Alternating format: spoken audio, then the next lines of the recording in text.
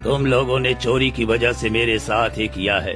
मैं तुझे श्राप देता हूँ कि तुम्हारे गांव में चोरी चलती रहेगी और ये चोरी कभी नहीं रुकेगा। ऐसी चोरी होगी कि किसी को कभी चोर नहीं दिखेगा। जैसा तुमने मुझे अपमानित करके 4 दिनों से बांध कर रखा है, मैं भूख प्यास से तड़प रहा हूँ, इसी तरह तुम भी तड़पोगे और यही मेरा श्राप है। किसी तरह रात हुई। साधु बिना पानी और खाने के तड़प रहे थे और तड़प तड़प कर अपना प्राण वहीं त्याग देते हैं।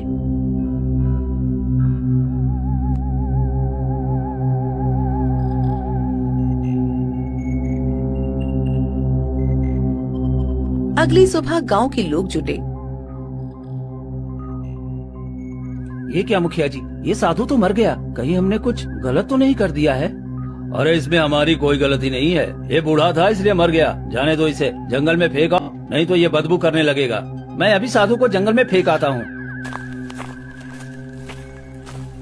मदन और कुछ गांव वाले साधु को ले जाकर जंगल में फेंक देते हैं।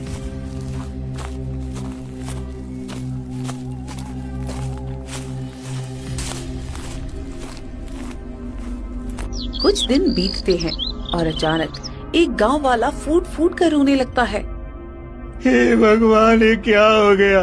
मेरे घर के सारे जेवर गायब हो गए और मेरी पत्नी ने आत्महत्या कर ली। ये तुम क्या कह रहे हो? भला हमारे गांव में तो चोरी रुक गई थी, फिर चोरी कहाँ से हो गई? पता नहीं, हम सब खाना खा ही रहे थे कि अचानक मेरी पत्नी उठी अलमीरे से कपड़ा निकालने और देखा कि सारा जेवर गायब है। वो इतना महंगा जेवर था कि उसे देखकर मेरी पत्नी को हार्ट अटैक आ गया और वो इस दुनिया से चली गई। अरे मैं तो लुट गया, बर्बाद हो गया, मैं कहीं का नहीं रहा। और सबसे बड़ी बात कि कोई चोर भी नजर नहीं आया। ये कैसे हो सकता है? भला ये चोरी, वो भी आंखों के सामने, बिना किसी के होने से? ये तो सच में बड़ी घटना है। हमें अब पूरी रात पहरेदारी करनी पड़ेगी, तभी हम इस चोरी को रोक सकते हैं। फिर उस रात पूरे गांव वाले जाकर पहरेदारी करते हैं।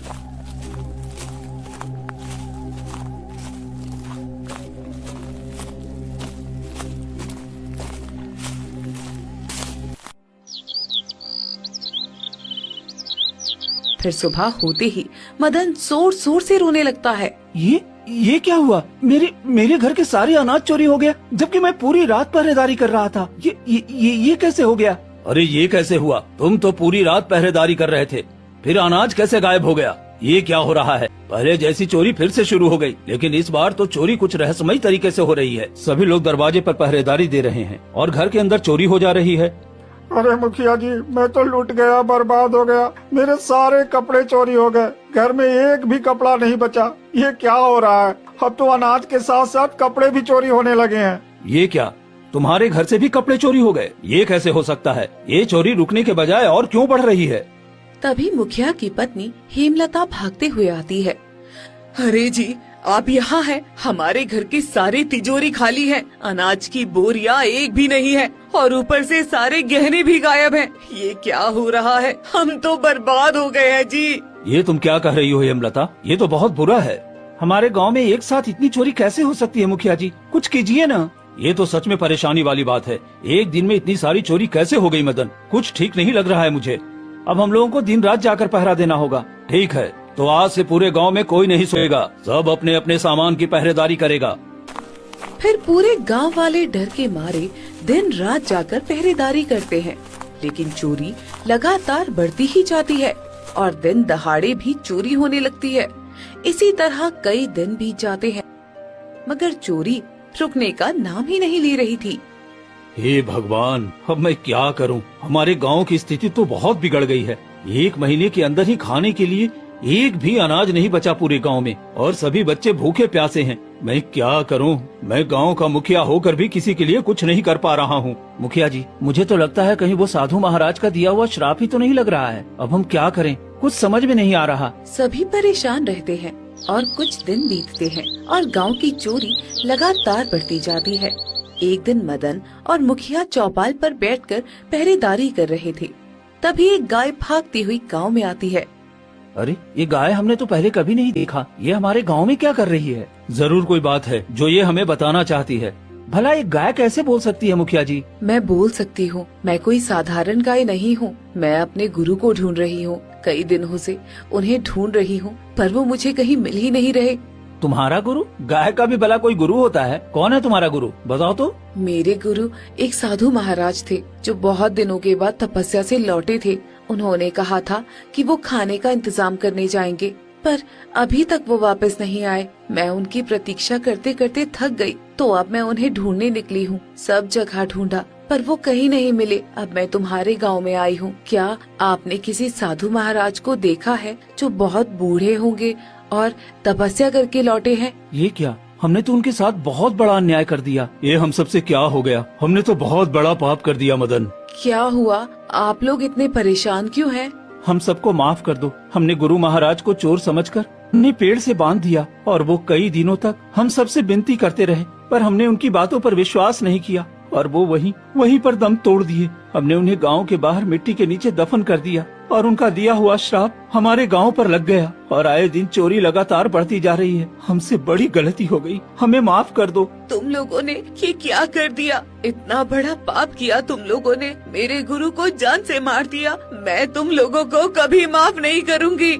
हम सब अपनी गलती की सजा भुगत रहे हैं। बस किसी तरह बता दो, ये श्राप हमारे गांव से कैसे हटेगा?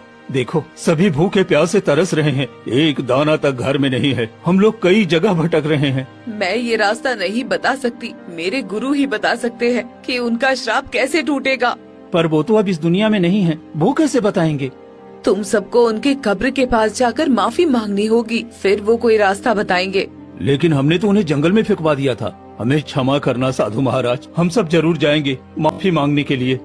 फिर सभी मिलकर साधु महाराज को जहाँ फेंका था वहीं पर जाते हैं।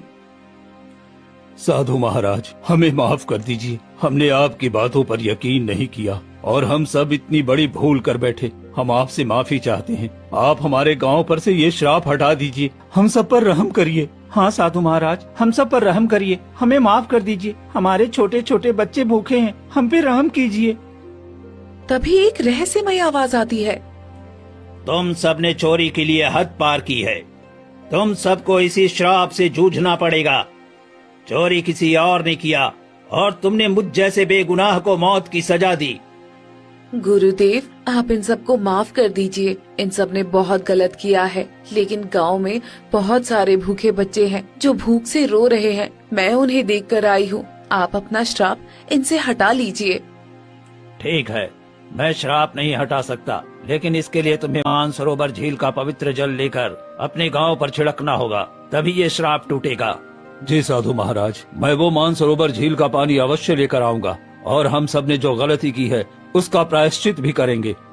नहीं, तुम ये नहीं ला सकते। पहली बार मुझ पर शक मदन ने किया था और मेरे साथ बुरा व्यवहार किया, इसलिए परीक्षा उसी को देनी होगी। और ध्यान रहे, रास्ते में कुछ भी आए उसमें उसे फंसना नहीं है और वो जल लेकर ही आना है। मैं वादा करता हूँ साधु महाराज, मैं जल लेकर जरूर आऊंगा। इतना कहकर मदन घने जंगलों की तरफ निकल पड़ता है और कुछ ही दूर जाने के बाद उसे ढेर सारा खजाना दिखता है। अरे ये तो खजाने का ढेर है। अगर इसे ले लूं तो पूरे गांव की गरीबी दूर हो जाएगी और जितना चोरी हुआ है वो सब वापस भी आ जाएगा। मुझे ले लो तो तुम्हारी सारी तकलीफें और पूरे गांव की तकलीफ दूर हो जाएगी। फिर मदन 2 कदम आगे बढ़ता है और रुक जाता है। अरे मैं ये क्या कर रहा हूँ? नहीं, मैं ऐसा नहीं कर सकता। हमारे गांव पर श्राप लगा है। अगर मैं ये ले गया तो शायद ये खजाना भी चोरी हो जाएगा। नहीं, मुझे आगे बढ़ना चाहिए। तभी खजाना मिट्टी के ढेर में बदल जाता है।